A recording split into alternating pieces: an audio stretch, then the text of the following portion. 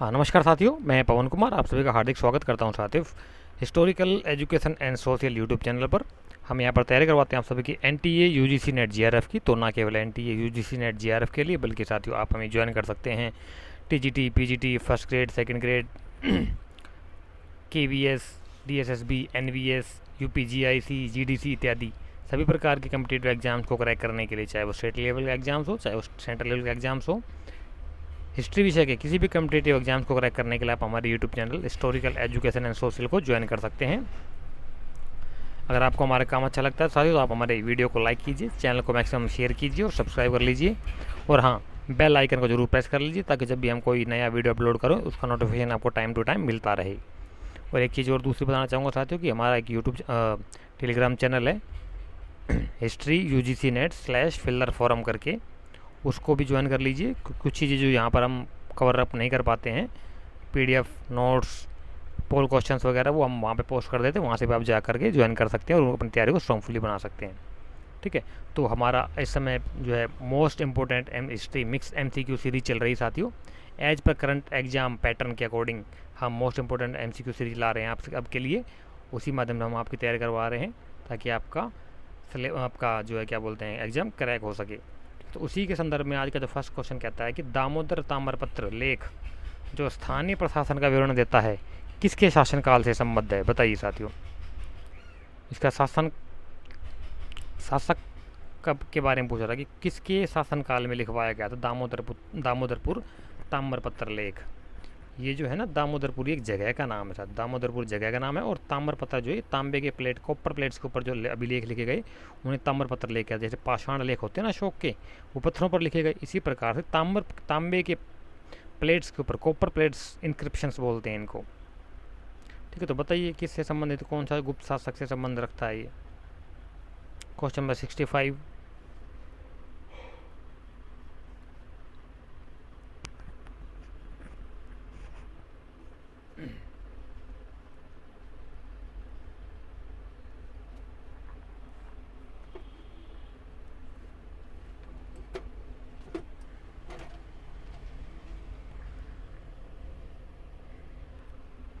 हाँ, तो 65 का जो राइट आंसर होगा साथी वो होगा आपका option number C, Kumaragupta first का ऐसे संबंध रखता है आपका ये दामोदरपुर ताम्रपत्र लेख जो है। क्लियर, आगे चलते हैं। नेक्स्ट क्वेश्चन जो कहता है क्वेश्चन नंबर 66, आज का क्वेश्चन नंबर सेकंड कहता है कि निम्नलिखित में से कौन सा नाटक एक निर्धन ब्राह्मण चारुदत्त का सदाचारी गणिका बसंत सेना के प्रति प्रेम का वर्णन करता है? क्या बात है, ये क्या था? एक नाटक वो लिखा था। ठीक है, उस नाटक के अंदर क्या था कि एक ब्राह्मण था, गरीब ब्राह्मण था जिसका नाम था चारुदत्त। गरीब ब्राह्मण का नाम क्या? चारुदत्त। इसका सदाचारी और एक सदाचारी गणिका थी। अब ये उसका नाम था बसंत सेना। वसंत सेना भी मिलेगा कहीं कहीं आपको, कहीं पर आपको बसंत सेना मिलेगा। तो इसके प्रति प्रेम, इनका दोनों का प्रेम हो जाता है। चूँकि ये गणिका होती है तो बहुत कारुणिक और मार्मिक विवरण मिलता है हमें इसमें। तो बताइए कौन सा नाटक था इसमें? हालांकि देखा जाए तो वो सदाचारी क्या रहे, जो उसने गणिका का पेशा अपना लिया, वो उसमें सदाचार कहाँ से आ जाएगा यार बताइए? हाँ, ये कह सकते हो ईमानदार जरूर हो सकती है, लेकिन सदाचार कहाँ से हो जाएगी? जो गणिका सब समझते हैं प्रोस्टिट्यूट होती थी उस समय की, जो स्वतंत्र रूप से पेशा करती थी। सब समझदार हो आप लोग यार, है ना? जो पेशा अपनाती थी प्रोस्टिट्यूशन का, उसे गणिका कहा गया। मौर्य काल के बाद के टाइम पीरियड, मौर्य काल से लेकर के और आपके गुप्त काल टाइम पीरियड के बीच का जो टाइम पीरियड था, यहाँ पर गणिका कहा गया उन्हें। बहुत से ग्रंथों में उल्लेख मिलता है, कौटिल्य के चरण अर्थशास्त्र में उल्लेख मिलता है, मृच्छकटिकम में उल्लेख मिलता है, मुद्रा राक्षस में उल्लेख मिलता है इन चीज़ों का। तो बताइए साथियों कौन सा नाटक में ये कहानी मिलती है हमें?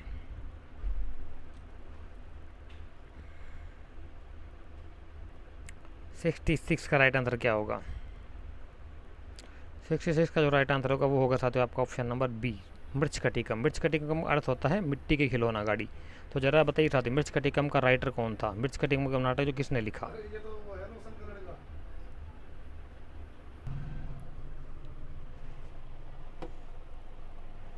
हाँ, तो साथियों बताइए जरा मृच्छकटिकम का राइटर कौन था? मृच्छकटिकम किसके द्वारा लिखा गया है? एक और सवाल आपके लिए। हाँ, एक साथियों एक एडिशनल इन्फॉर्मेशन और देता हूँ आप सभी को। सैटरडे शाम 4 बजे सैटरडे शनिवार शाम 4 बजे हमारी गूगल मीट होगी। लिंक आपको टेलीग्राम चैनल पे मिल जाएगा। साथ ही जो नए पुराने स्टूडेंट्स जिनको जो है उन सबको पता है पैटर्न क्या होता है हमारा, नए स्टूडेंट्स को बता देना चाहता हूँ कि अपना टेलीग्राम चैनल को ज्वाइन कर लीजिए। वहाँ से आपको लिंक मिल जाएगा गूगल मीट का। गूगल मीट ऐप को डाउनलोड कर लेना अपने फ़ोन में, ठीक है। और वेट करना शाम 4 बजे का। शाम 4 बजे हम गूगल मीट करेंगे। ये हमारा एक लाइव डाउट क्लियरिंग सेशन होता है, जिसमें हम आपका जो भी एग्ज़ाम से संबंधित, क्वेश्चन से संबंधित कोई भी समस्या आ रही हो तो आप हमसे डिस्कशन कर सकते हैं, पूछ सकते हैं। हम इसमें आपका प्रॉब्लम्स को शॉर्ट आउट करने का प्रयास करते हैं, ठीक है। तो मिलेंगे शनिवार शाम 4 बजे लाइव मिलेंगे अपन, ठीक है। ये का एडिशनल इन्फॉर्मेशन थी आप सभी के लिए, ध्यान देना चीज़ के ऊपर। नेक्स्ट कहता है कि 67 क्वेश्चन, समुद्रगुप्त प्रसन्न होने पर कुबेर तथा रुष्ट होने पर यमराज के समान था। इस जानकारी का स्रोत क्या है? इस जानकारी का स्रोत हमें कहाँ से मिलता है? इस बात की जानकारी कि समुद्रगुप्त के बारे में लिखा गया है कि प्रसन्न होने पर कुबेर के समान था। हाँ, मैंने कि खजाना लुटा देता था, जिससे प्रसन्न होता था उससे दान दक्षिणा काफ़ी देता था वो। और जब किसी नाराज होता था तो यमराज के समान उसके प्राण हर लेता था, मृत्युदंड दे देता था। इस प्रकार की जानकारी हमें कहाँ से मिलती है? क्वेश्चन नंबर 67 का राइट आंसर बताइए।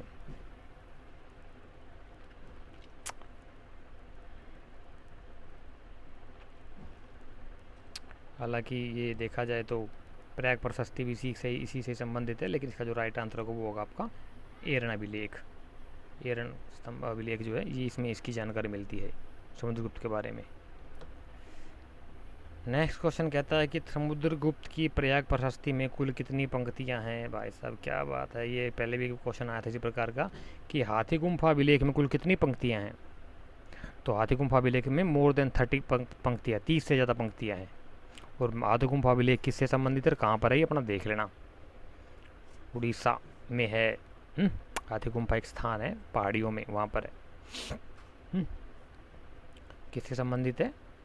खारवेल 2 AD 150 AD के आसपास का वो अभिलेख माना गया है। बहुत अच्छा वर्णन किया उसने, पूरा डिटेल दिया उसने।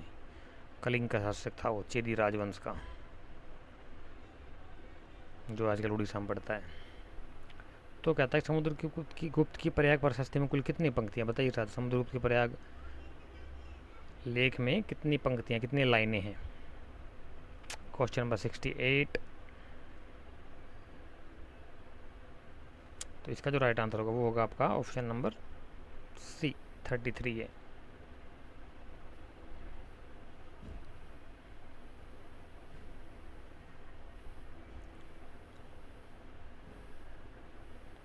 आगे कहता है कि प्रयाग प्रशस्ति के संदर्भ में कौन सा कथन सही नहीं है? बताइए साथियों, प्रयाग प्रशस्ति के संदर्भ में कौन सा कथन सही नहीं है? ABCD 4 ऑप्शन दिए गए हैं, चारों में से आपने एक राइट आंसर चूज करके पुटअप करना है। इसके लिए आप सभी को 30 सेकंड्स का टाइम मिलता है। 30 सेकंड्स के अंदर आपने राइट ऑप्शन कमेंट बॉक्स के माध्यम से पुटअप करना होता है। बताइए राइट आंसर क्या होगा इसका?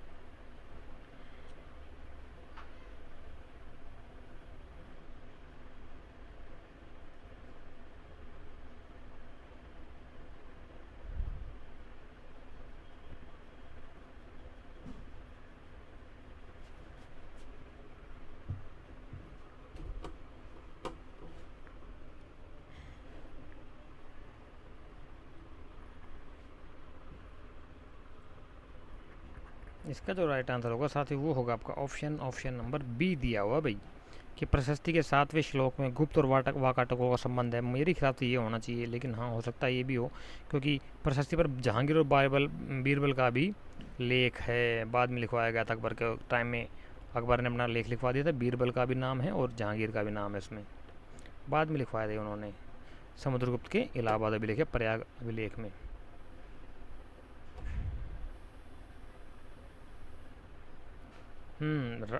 राजशेखर के अनुसार किसने अपने राजमहल में केवल संस्कृत बोलने की अनुमति दी थी? क्या बात है।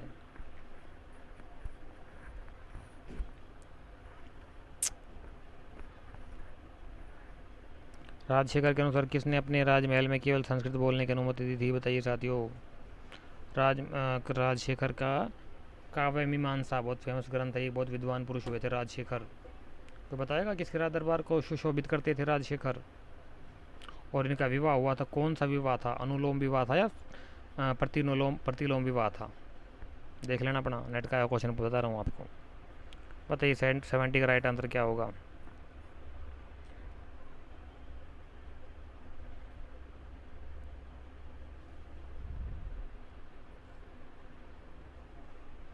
क्वेश्चन नंबर 70 का जो राइट आंसर होगा वो होगा आपका ऑप्शन नंबर ए, चंद्रगुप्त 2 यानी कि चंद्रगुप्त विक्रमादित्य। इसने कहा था राजशेखर के अनुसार, इसके बारे में कहता है कि वो अपने राज्य में केवल संस्कृत बोलने का अनुमति दी थी और कोई भाषा नहीं। राज दरबार की भाषा उस समय संस्कृत हुआ करती थी, साथ ही लेखन की भाषा, जैसे बाद के काल में क्या बोलते हैं आपके सल्तनत काल में, मुगल काल में फारसी थी ना राजकाज की भाषा। इसी प्रकार से आगे कहता है कि सर्वाधिक समय तक शासन करने वाला गुप्त नरेश था। हाँ, ये तो सिंपल क्वेश्चन बता सकते हो ये यार। सबसे अधिक समय तक किसने शासन किया था। गुप्त शासकों की बात हो रही है। 71 चंद्रगुप्त प्रथम, समुद्रगुप्त, स्कंदगुप्त या कुमारगुप्त प्रथम, किसने किया।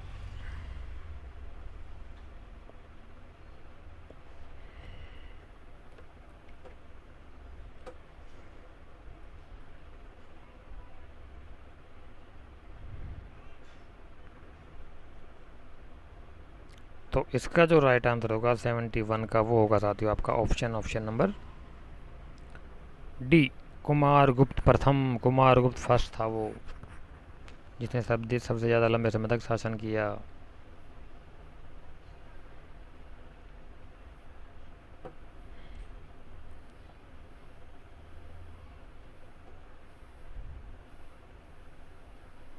आगे कहता है किस अभिलेख में कुमारगुप्त ने स्वयं को ध्रुव देवी की संतान बताया है। कौन सा अभिलेख है जिसमें कुमारगुप्त ने खुद को ध्रुव देवी की संतान बताया है, बताइए साथियों।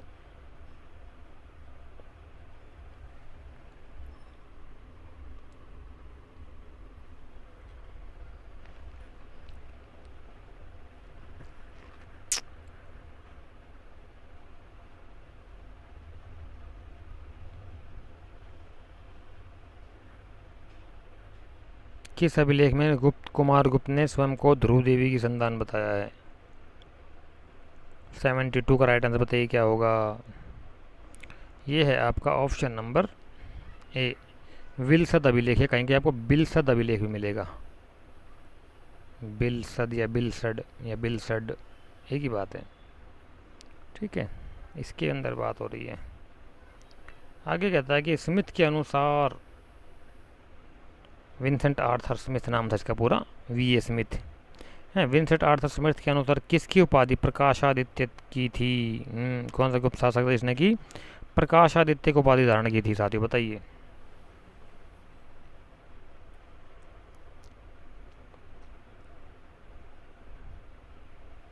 आदित्य को अर्थ होता है, आदित्य का क्या अर्थ होता है। आदित्य का अर्थ होता है सूर्य, सूर्य का एक नाम आदित्य। आदित्य, दिवा, दिनकर, भानु, सूरज, सूर्य, ये सूर्य के नाम है। प्रकाश फैलाने वाला सूर्य, प्रकाश आदित्य। बताइए साथियों किसकी थी उपाधि प्रकाश आदित्य की। Question number 73।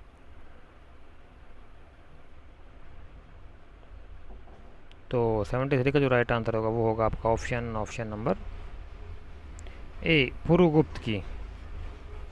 73 का ए हो जाएगा।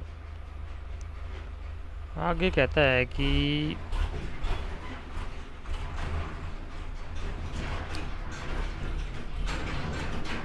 यह अंतिम गुप्त सम्राट था जिसने हिमालय से लेकर नर्मदा नदी तक का तथा मालवा से लेकर बंगाल तक के विस्तृत भूभाग पर शासन किया। हाँ, कौन सा शासक था, गुप्त सम्राट था जिसने हिमालय से लेकर नर्मदा नदी तक, जो कि आज आधुनिक मध्य प्रदेश में है, यानी कि कश्मीर से लेकर के एक प्रकार से, हाँ कश्मीर से लगा ली, हिमालय से लेकर के आपका पूरा नेपाल, नीचे उत्तर प्रदेश, बिहार आज का, हरियाणा, पंजाब, दिल्ली, राजस्थान, गुजरात हैं, आपका, और मध्य प्रदेश तक, मध्य प्रदेश का दक्षिण भाग तक आ जाइए, नर्मदा नदी तक, और मालवा से लेकर के बंगाल तक, जिसमें कि आपका उड़ीसा आ जाएगा, बंगाल आ जाएगा, आज का बांग्लादेश आ जाएगा।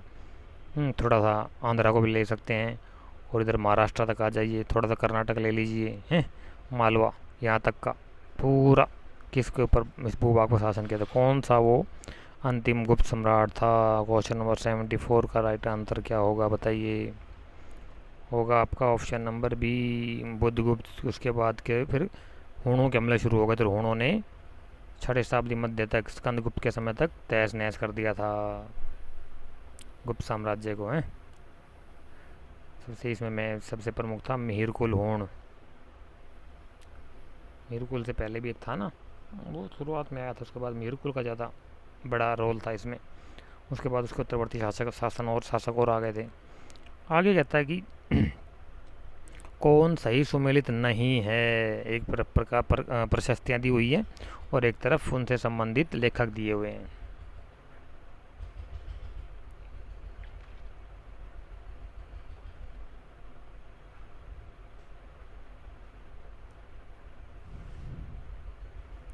क्वेश्चन नंबर 75 सिंपल क्वेश्चन बता सकते हैं। तो इसका जो राइट आंसर बताइए साथियों क्या होगा? कुछ लोगों को लग रहा होगा कि ये होगा, लेकिन ये नहीं है, ये सही है। तो मृच्छकटिकम लिखा गया था आपका शूद्रक के द्वारा।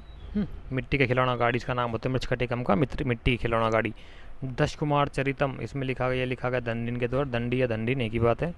किरातार्जुन, ये अर्जुन, आपका अर्जुन और शिव के रूप में किरात, किरात मतलब वन मानुष के रूप में शिव जी आए थे। तो महाभारत का प्रसंग आता है इसमें कि अर्जुन ने तपस्या, दिव्य अस्त्र प्राप्त करने के लिए हिमालय पर जाकर तपस्या की थी। तो उनकी परीक्षा लेने के लिए शिव भगवान आते हैं किरात का रूप धारण करके। किरात बोलते धनुर्धारी, और भील वन मनुष्य का रूप धारण करके उनसे युद्ध करते हैं। तो फिर वो हार जाता अर्जुन, फिर वो उसे क्षमा करता है कि महाराज बताइए आप कौन है। तो फिर वो उनको दर्शन देते हैं शिव जी अपने असली रूप में, और फिर उनको दिव्य अस्त्र प्रदान करते हैं। तो ये राम कहानी है, इसमें किराता अर्जुनीय में ये लिखा गया था भारवी के द्वारा। ये गलत है, यही इसका आंसर हो जाएगा। प्रयाग प्रशस्ति रवि कीर्ति के द्वारा नहीं लिखा गया था। तो बताइए जरा किसके द्वारा लिखा गया था प्रयाग प्रशस्ति? आपके लिए एक और सवाल आज का।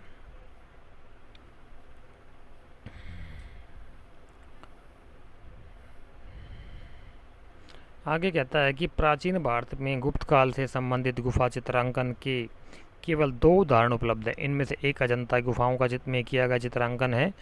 गुप्त काल के चित्रांकन का दूसरा अवशिष्ट उदाहरण किस स्थान पर उपलब्ध है? कौन सी गुफा में है गुप्त काल से संबंधित चित्र? एक तो इन्होंने बता दिया कि अजंता में है भाई, दूसरा आपने बताना, बताइए।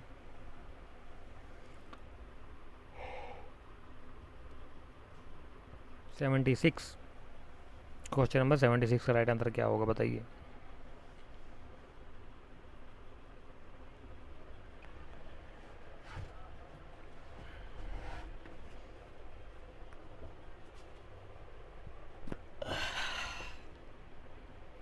बारिश का मौसम है साथियों, बच के रहना थोड़ा सा। आजकल थोड़ा सा बहुत चल रही तबीयत ख़राब लोगों की, हमारे यहाँ भी हो रखी है। किसी को बुखार, किसी को ठंड, किसी का गला ख़राब, किसी को जुकाम, किसी को कुछ, किसी को कुछ। ऐसा सबसे अच्छा है, पानी की दिक्कतें होती है बीमारियाँ, और एक मच्छरों की वजह से होती हैं। तो ढक के सो, मच्छरदानी का इस्तेमाल करो, अपना पानी गर्म करके ठंडा करके पियो, साफ़ पानी पीना। पानी का बहुत मैटर करता है हेल्थ को लेकर के। और थोड़ा वर्कआउट करो, फिजिकल वर्कआउट किया करो, बहुत ज़रूरी होता है। तो 76 का जो राइट आंसर होगा वो होगा आपका ऑप्शन नंबर ए, बाघ की गुफाएं। ये महाराष्ट्र में ही है।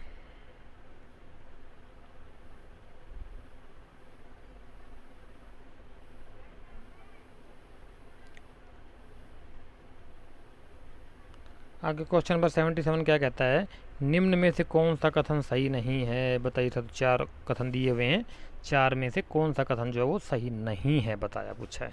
बताइए कौन सा क्वेश्चन कथन जो है सही नहीं है।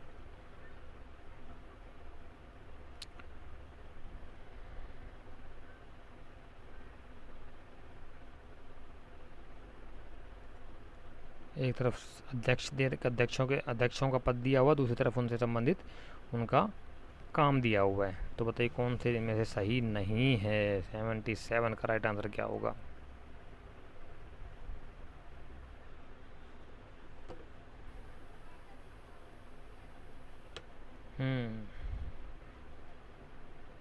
कुछ और पेल दे रहे हैं यार, हद हो कोई बताओ। क्वेश्चन नंबर 77 का इन्होंने जो राइट आंसर दिया वो दिया हुआ ई तो ऑप्शन में ही नहीं है। मेरे हिसाब से डी होना चाहिए, सभी सही है। क्योंकि कुमारा माते पता देवकर सर्वेष्ठता ही ने उच्च वर्ग पर नियुक्त किया था, बिल्कुल सही है सी। ठीक है, प्रत्यार एवं महाप्रत्यार सम्राट से मिलने की इच्छा रखने वाले को आगे बढ़ते देने का मुख्य कार्य, ये भी सही है। और सर्वाध्यक्ष राज्य के सभी केंद्र विभाग का प्रमुख अधिकारी, ये भी सही है। तीनों सही होना चाहिए, डी होना चाहिए इसका राइट आंसर, ना कि ई। ये तो ऑप्शन में ही नहीं है। कुछ वो पेल लेते हैं भाई साहब।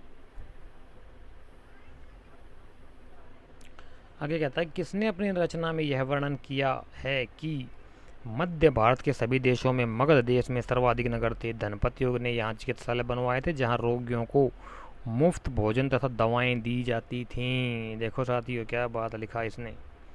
कौन सा यात्री, विदेशी यात्री ने लिखा था कि मध्य भारत के सभी भारत देशों में मध्य देश मगध देश, यानी कि आज का देखो सोच के देखो आज बिहार की क्या हालत हो रखी है। उस समय मगध देश सबसे ज़्यादा डेवलप्ड था। 16 महाजनपदों में सबसे बड़ा और सबसे सभ्रांत महाजनपद था मगध, यानी कि आज का पूर्वांचल उत्तर प्रदेश और बिहार का पूरा बिहार, बंगाल तक चले जाइए आप। क्या डेवलप सिविलाइजेशन थी। मौर्यों को राजधानी वहीं पाटलिपुत्र थी। हैं बिम्बिसार, अजात शत्रु हुए, उदयन हुए, उसके बाद आपके कालाशोक राजवंश हुआ, काला काला कालाशोक हुए, यहाँ मित्र राजवंश आया, फिर आपके मौर्य आ गए, फिर सातवाहन आ गए। सातवाहन तो हर दक्षिण भारत में थे। हैं शकों ने भी राज किया। फिर उसके बाद मेन प्रमुख आपका गुप्त राजवंश आ गया। कितना लंबा सेशन। और आज क्या हालत है बिहार की। बिहारी बीमारू राज्य कहा गया बिहार को। ये सब पॉलिटिशियन की देन है साथियों। ठर्रे के बदले अगर वोट दोगे तो ऐसे नेता चूज करके आएंगे लालू जैसे। आज देखो बिहार में क्या हाल हो रखा है नीतीश यादव के साथ। नीतीश कुमार बाबू की कहने ही क्या है। तो 78 का जो राइट आंसर होगा वो होगा आपका ऑप्शन नंबर सी। फायान ने लिखा है ऐसा। फायान का टाइम पीरियड बताओ जरा, कोई बताएगा फायान का टाइम पीरियड क्या था, किस समय के बीच में आया था वो। मैं बता चुका हूँ, आप लोग बताना जरा, रिमाइंड कराओ एक बार जरा, देखते हैं कितने लोगों को पता है या मामला हवा में चल रहा है। 79 कहता है 1 2 3 स्टेटमेंट दी हुई है भाई, और तीनों की वजह से फिर 4 ऑप्शन बना दिए हैं कि कौन कौन से सही होंगे। बताओ जरा कौन कौन से सही होंगे। मेरा भी गला दर्द कर रहा है यार आज।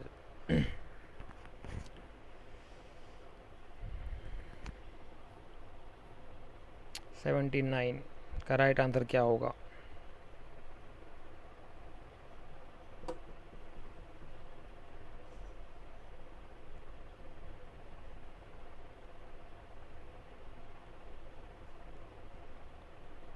ये था आपका, हाँ ठीक है, ऑप्शन नंबर बी सही हो जाएगा। बी यानी कि सुगुप्त साम्राज्य को जो भुक्तियों में विभाजित किया गया था, बिल्कुल सही है। वीथी को गांव में विभाजन किया गया था, ये भी सही है। वीथी या पेट भी बोला गया था ना। भुक्ति वीथी होनी चाहिए। ये इसके बीच में एक और थी इकाई, जरा बताना जरा कौन सी इकाई थी भुक्ति और वीथी के बीच में। जिला स्तर की कुछ और एक और इकाई थी, उसका नाम ध्यान नहीं आ रहा मुझे, बताना आप लोगों में से किसी को पता हो तो। 80 क्वेश्चन नंबर 80 कहता है कि प्राचीन भारत में सामंती व्यवस्था फ्यूडलिज्म या फ्यूडल सिस्टम क्या अभ्युदय सैनिक अभियानों में देखा जा सकता है। आगे कहता है रीजन कहता है दर्शन कि गुप्त काल में सामंती व्यवस्था का पर्याप्त विस्तार हुआ था।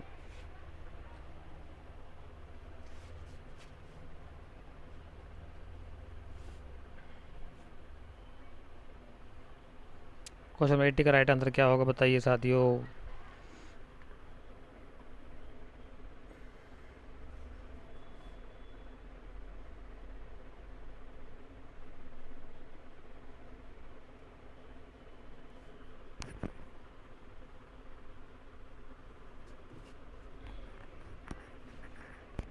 देखिए सर, इन क्वेश्चन का सॉल्व करने में मैंने आपको प्रोसेस तरीका बताया है कि अदर्सन के पीछे आप बिकॉज लगा दिए हैं। क्योंकि लगा देना आपने क्या करना है, कहता है कि ए अदर्सन कथन कहता है कि प्राचीन भारत में सामंती व्यवस्था का अभ्युदय सैनिक अभियानों में देखा जा सकता है, क्योंकि लगा लो अब इसके पीछे, क्योंकि गुप्त काल में सामंती व्यवस्था का पर्याप्त विस्तार हुआ था। मैच कर नहीं रहा, मज़ा नहीं आ रहा।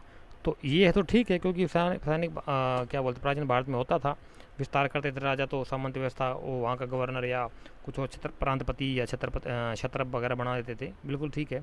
और कहते हैं गुप्त काल में सामंती व्यवस्था का पर्याप्त, दोनों ही सही है, लेकिन व्याख्या सही नहीं है। तो इस प्रकार से का आंसर हो जाएगा बी। इस तरह से करना पड़ेगा आपको। कहता है कि गुप्त काल में पंचायतन शैली का प्राचीनतम मंदिर है। हाँ, पहले तो आपको पंचायतन शैली का पता होना चाहिए, मैं बता चुका हूँ।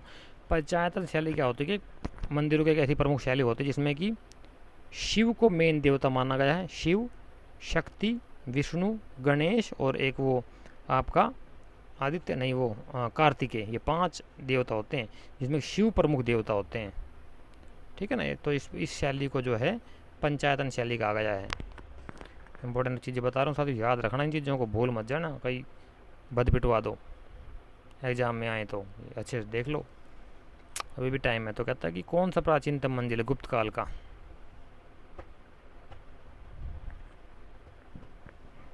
81, क्वेश्चन नंबर 81 राइट आंसर होगा आपका ऑप्शन नंबर बी, देवगढ़ का दशावतार मंदिर। इसमें विष्णु के 10 अवतारों का भी है चित्रांकन है, ध्यान रखना बहुत इंपॉर्टेंट है। थीरपुर का लक्ष्मण मंदिर, देवगढ़ का दशावतार मंदिर, नचन ठाकुर का पार्वती मंदिर और तिगुआ का विष्णु मंदिर, चारों देख लेना इनको अच्छे से, हर बार क्वेश्चन आता है। सबसे पुराना मंदिर कौन सा है? ईंटों से निर्मित पहला मंदिर कौन सा था? सबसे पहला मंदिर कौन सा है? ईंटों के द्वारा बनाया गया सबसे पहला मंदिर कौन सा है? ठीक है, इस प्रकार से बहुत सारे मंदिर आ जाएंगे। चौकोर मंदिर कौन सा जिसके ऊपर वो ही नहीं है, शिखर विहीना। आगे कहता है कि गुप्त संवत का प्रयोग सर्वप्रथम हुआ है, किसके अभिलेखों में हुआ गुप्त संवत का प्रयोग? कोई पता है गुप्त संवत कब से माना गया है? गुप्त संवत का अगर हम ट्रांसलेशन करें आज के इसमें ग्रेगोरियन कैलेंडर में, जैसे कि 2022 चल रहा है इस समय, तो कब शुरू किया गया था गुप्त संवत? बताओ पहले इसका आंसर, तो फिर बताता हूँ मैं राम कहानी क्या थी इसकी। क्वेश्चन नंबर 82 का जो राइट आंसर होगा वो होगा आपका चंद्रगुप्त 2 के सांची अभिलेख में 2। तो गुप्त हुआ था आपका ये 319-20 में, 319-20 में, 319 करेक्ट माना जाएगा एग्जैक्ट। ठीक है। क्वेश्चन है गुप्त संवत में और विक्रम संवत में कितना डिफरेंस होता है, या गुप्त संवत में और सॉरी आपका शक संवत में और विक्रम संवत में कितना सालों का डिफरेंस है, बताइए ज़रा, देखना अच्छे से, यहाँ हर बार क्वेश्चन बनता अपना एक। 83 कहता है कि गुप्त काल से संबंधित निम्नलिखित में से कौन सा तथ्य सही नहीं है? 4 फैक्ट दे रखे हैं, 4 ऑप्शन दे रखे हैं, चारों में से राइट आंसर करके बताइए आप क्या सही नहीं है।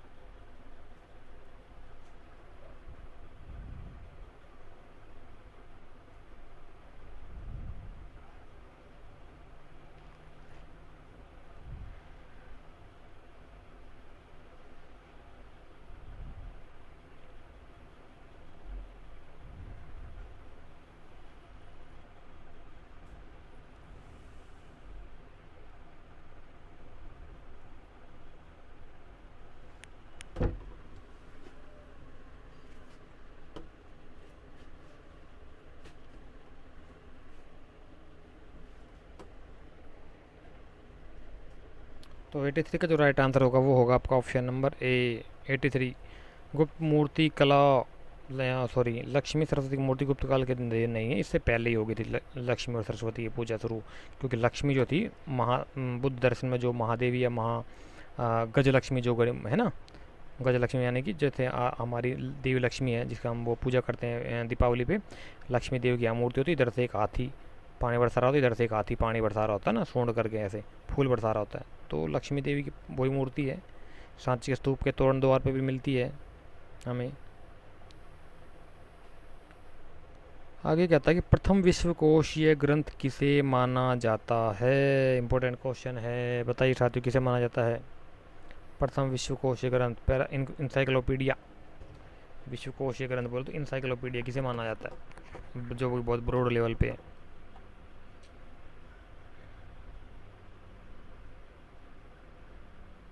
एट्टी फोर का राइट आंसर बताइए साथी क्या होगा। तो 84 का जो राइट आंसर होगा साथी वो होगा आपका ऑप्शन नंबर ए, बृहत संहिता। किसने लिखी थी बृहत संहिता, कोई बताएगा। बृहत संहिता के दो भाग है ना, और ये अमरकोश, ये जो ये एक वो लिखा गया था, क्या बोलते हैं, व्याकरण।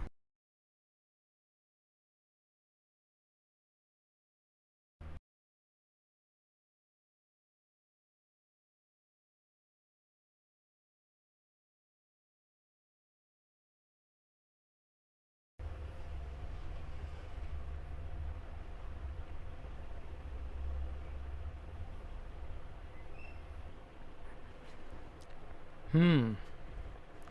तो क्या कहता है कि बृहत संहिता मानी गई है, और ये इसकी, ओहो रुक जा यार, बृहत संहिता मानी गई है विश्वकोश ग्रंथ और अमरकोश अमर सिंह के द्वारा, जो गुप्त काल पर चंद्रगुप्त विक्रमादित्य के जो नवरत्न थे उनमें से एक था अमर सिंह ने अमरकोश लिखा, यानी कि व्याकरण लोगों के ऊपर वो शब्दकोश लिखा था, एक शब्दकोश था ये, यानी जैसे ग्रामर होती है ना, अलग अलग शब्द, डिक्शनरी, हाँ डिक्शनरी, वो लिखा था अमरकोश के नाम से।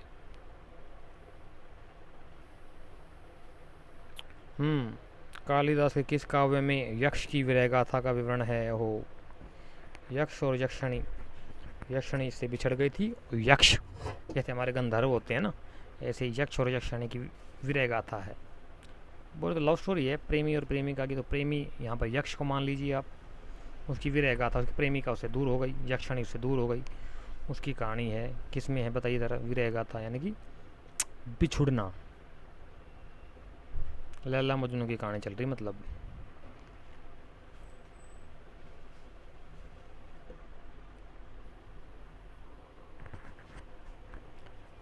तो आगे कहता है कि कालिदास किस काव्य में लक्ष्य लक्षण की विरह गाथा का विवरण है। 85 का राइट आंसर बताइए साथियों क्या होगा। 85, क्वेश्चन नंबर 85 का आंसर क्या होगा।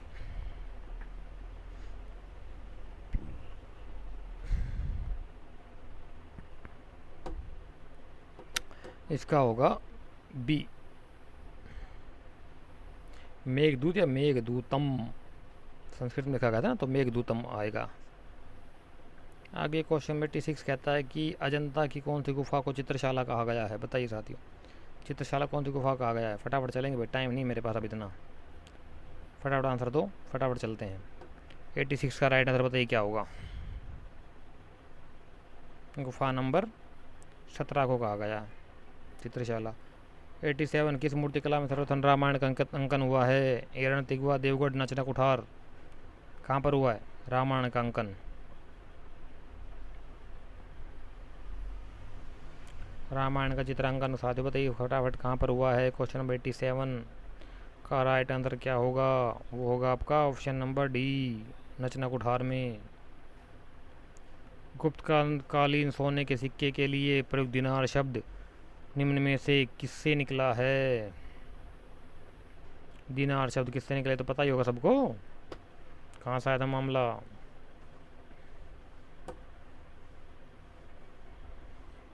आज चलते हैं ना सऊदी अरब साइड में दिनार, दिरहम और दिनार चलते हैं कुवैत में, सऊदी अरेबिया में, यूएई वगैरह में, गल्फ़ कंट्रीज जो हैं यहाँ इधर चलते हैं, जो वही चीज़ें हैं, दिनार वहीं से आया मामला। तो लेकिन वो कहता है अरबी, अरबी से नहीं है ये साथियों, आज वहाँ अरबी बोली जाती है, लेकिन उससे पहले कुछ और बोली जाती थी वहाँ पे। तो 88 का जो राइट आंसर होगा साथियों वो होगा आपका ऑप्शन नंबर डी, लैटिन भाषा से निकला ये। प्लिनी की नेचुरल हिस्ट्री और हिस्ट्री जो लिखी हुई ना, प्लिनी ने लिखी थी ना नेचुरल हिस्ट्री जो लिखी, वो भी आपकी लैटिन भाषा में ही है, ना कि ग्रीक। बाकी तो ज़्यादातर ग्रीक और रोमन में लिखी गई पुस्तकें हैं, लेकिन ये लैटिन में लिखी गई थी। ऐसे ही बहुत सारी चीज़ें हैं यार। गुप्तकालीन धार्मिक दशा से निम्नलिखित कौन सा तथ्य स्थायी सत्य नहीं है। गुप्तकालीन धार्मिक दशा से निम्नलिखित संबंधित निम्नलिखित में से कौन सा कथन जो है सत्य नहीं है, बताइए साथ, ए बी सी डी।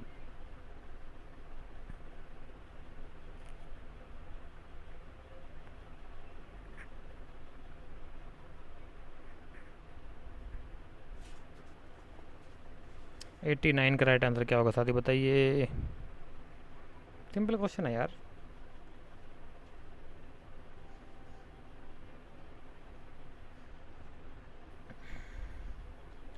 इसका राइट आंसर होगा ऑप्शन नंबर डी। क्यों? क्योंकि पुंड्रवर्धन ये पंजाब में नहीं है आपका, जहाँ तक मेरे ख्याल बंगाल में पड़ेगा ये आपका, पंजाब में नहीं है।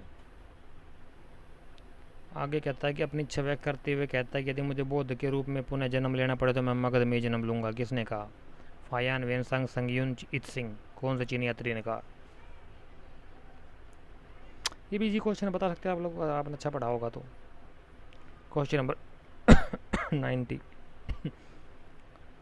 क्वेश्चन नंबर 19, बताइए साथियों क्या होगा इसका राइट आंसर।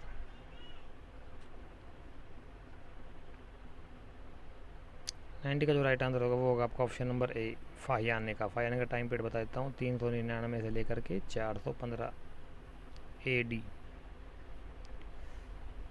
इनमें से कौन सा कथन सही नहीं है? कौन सा कथन सही नहीं बताओ। 91 का राइट आंसर क्या होगा? ABCDE।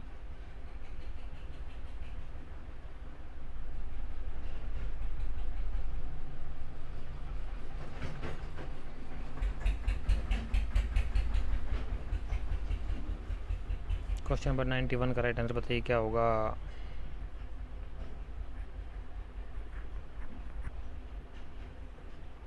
तो राइट आंसर होगा ऑप्शन नंबर डी, गुप्त काल में दास प्रथा सशक्त नहीं हुई थी। गलत है ये, डाउनफॉल आ गया था गुप्त दासों के उसमें। उन आ कहता है कि महिला की विवाह ही उसका उपनयन संस्कार, इसलिए उसे कोई शिक्षा का कोई अधिकार नहीं है। क्यों भाई, इसका बाप का राज था क्या? अरे ब्राह्मणों रूढ़िवादियों ने लिख दिया, पेल दिया। बताओ किसने, कौन से ग्रंथ में लिखा, कौन से ब्राह्मण ने लिखा, कौन से ग्रंथ में लिखा कि महिला का विवाह उसका उपनयन संस्कार है, इसलिए उसे शिक्षा का कोई अधिकार नहीं है? बताओ यार, हद हो गई। क्यों नहीं है भाई? वो इंसान नहीं है क्या? ऐसे इस्लाम के अंदर औरतों को बच्चे पैदा करने की मशीन समझा जाता है। शाहजहाँ को देख लो, 14 बच्चे पैदा कर दी बेचारी, उससे क्या बोलते हैं आपकी अर्जुमंद बानो बेगम। मुमताज़ महल तो इतना प्यार करता था, ढेर रानियाँ थी, 500 से ज़्यादा हरम में रखता था। सब मुगलों के थी, मिनिमम 10 थी खास रानियाँ।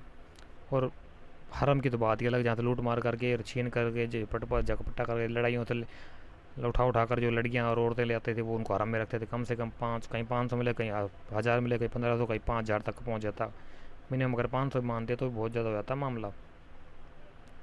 तो 92 का जो राइट आंसर होगा वो होगा आपका ऑप्शन नंबर ए, याज्ञवल्क्य ने लिखा भाई ऐसा, याज्ञवल्क्य संहिता में।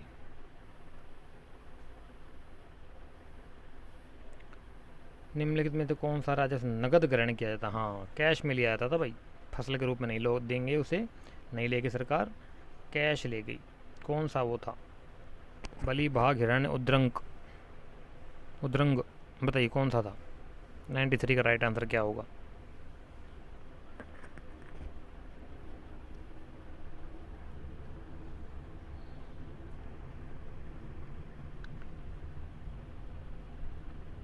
तो ये जो लिया जाता था आपका हिरण्य कर नाम क्या कर कैश लिया जाता था सिक्कों के रूप में। भीतर गांव का ईंटों का मंदिर एक ख्याति प्राप्त गुप्त स्मारक का निम्न में से कौन सा एक स्थापत्य लक्षण यहाँ पाया जाता है? बताइए। 94 आ गया, देख लो, मैंने बोला था ना अच्छे से देख लेने को, ये हर बार एक कोई क्वेश्चन आता है इनसे जुड़ा हुआ मोनूमेंट्स से। गुप्त काल में जितने मंदिर बने थे या जितने भी जो भी स्ट्रक्चर था उनसे संबंधित आता है क्वेश्चन कोई ना कोई।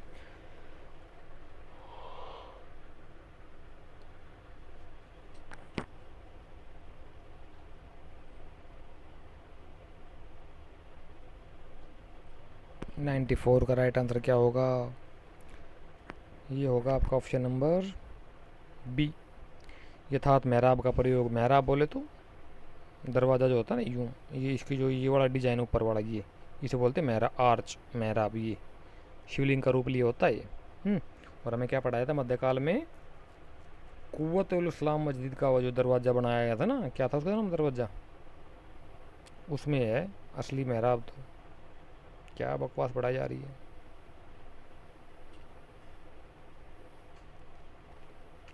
कहता है कि ओहो कुछ ज़्यादा बड़ा हो गया। समुद्रगुप्त की प्रयाग प्रशस्ति जिसमें कामरूप का उल्लेख एक सीमावर्ती राज्य के रूप में अंकित करती है कि कौन सा फैक्ट सही है इसमें बताइए।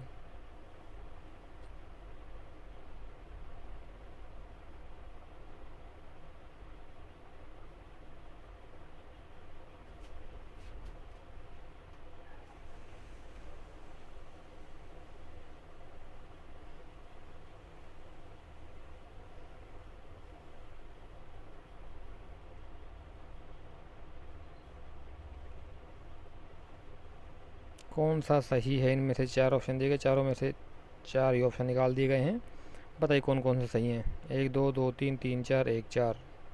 95 का राइट आंसर क्या होगा? ऑप्शन नंबर सी, तीन और चार। यानी कि कामरूप के राजा द्वारा सम्राट को व्यक्तिगत सम्मान अर्पित किया जाता था और कामरूप का राजा उसको सम्राट को हर प्रकार के कर अदा करता था।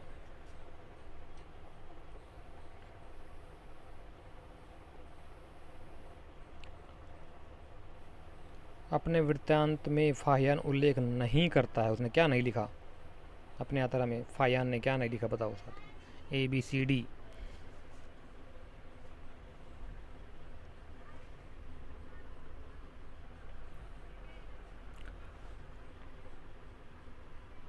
गुप्त काल में आया था ना फाहियान तो। तो उसने कौन सा उल्लेख नहीं किया है बताइए।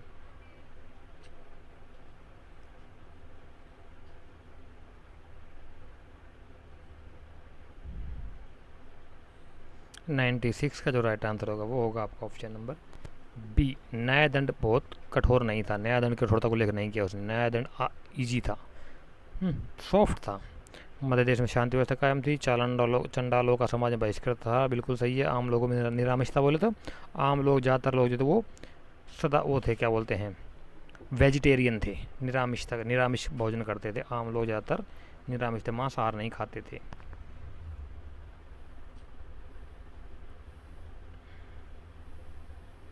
नाइन्टी 97 कहता है कि निम्न में से कौन सा कथन सही नहीं है। हाँ ये होगा यार, इसका डी आंसर था। गुप्त काल में दास प्रथा शासक तो ही इसका डी आएगा, ये हो चुका है, छोड़ो इसको। 97 98 क्वेश्चन कुछ ज़्यादा बड़े आ गए, ये पता नहीं कवर अप हो पाएंगा या नहीं।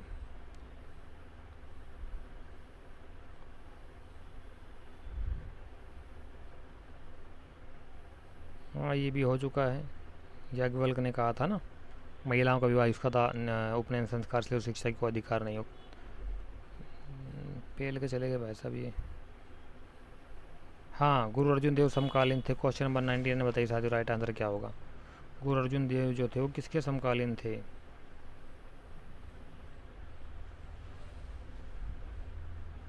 पता ना इनका, शायद यही गुरु जी का बाज उड़ करके वहाँ चला गया था मुगल शासक में, और उन्होंने देने से मना कर दिया था। हाँ मुगल शासक का बाज जो उड़ करके इनके आश्रम में आ गया था, तो उसने फिर देने से मना कर दिया, जो कि झगड़े की तो उस समय का मेन कारण झगड़े का था। वैसे तो और भी कारण थे बहुत सारे, सबको पता है।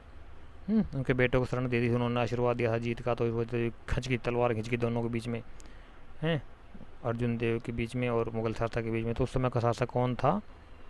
99 का राइट आंसर होगा, सबको पता होना चाहिए। तो option number B Jahangir. Jahangir के बेटे को इसने शरण दे दी थी, किसने? गुरु अर्जुन देव ने। इसका बाज, जहांगीर का एक बाज था, ये उड़ करके चला गया था गुरु अर्जुन देव के आश्रम में, और उसने देने से मना कर दिया था कि ये उड़ करके आया, मैं क्यों दूँ। झगड़े का तत्कालिक कारण था उस समय ये। आ गया नेक्स्ट क्वेश्चन है, क्वेश्चन नंबर 100, और आज का अंतिम क्वेश्चन है, क्या कहता है, किस मुगल शासक का 2 बार राज्याभिषेक हुआ था साथियों बताइए। अकबर, जहांगीर, शाहजहां, औरंगजेब, किसका 2 बार राज्याभिषेक हुआ?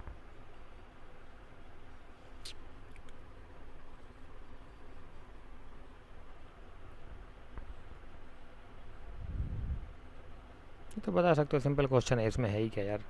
ये हुआ था आपका ऑप्शन नंबर डी, औरंगजेब का हुआ था। एक बार युद्ध के मैदान में, फिर दोबारा दिल्ली के किले में। दिल्ली के हुआ था, दिल्ली के किले में हुआ था। ठीक है ठीक। तो सर ये हमारे कुछ क्वेश्चन थे जिसको हमने 1 बाय 1 करके सोल्यूशन किया है। अगली नेक्स्ट वीडियो में हम फिर दोबारा मुलाकात होगी आप सभी से। हाँ सैटरडे को फिर दोबारा बता देता हूँ, सैटरडे को गूगल मीट होगी। गूगल मीट ज्वाइन करने के लिए टेलीग्राम चैनल को ज्वाइन कर लीजिए, लिंक टेलीग्राम चैनल को मिल जाएगा। सैटरडे शाम 4 बजे तैयार रहना, अपना डाटा वाटा बचा कर रखना। गूगल मीट होगी करीब 40 मिनट की हमारी, उसमें हम डाउट सॉल्विंग क्वेश्चंस होते हैं वो करते हैं सॉल्व। किसी को कोई समस्या आ रही हो तो बता देना, उसमें डाउट और तो किसी चीज़ को लेकर के उसको हम सॉल्व करने का प्रयास करते हैं। ठीक है, तब तक के लिए थैंक यू सो मच। आप सभी का क्लास अटेंड करने के लिए बहुत बहुत धन्यवाद साथियों। जय हिंद।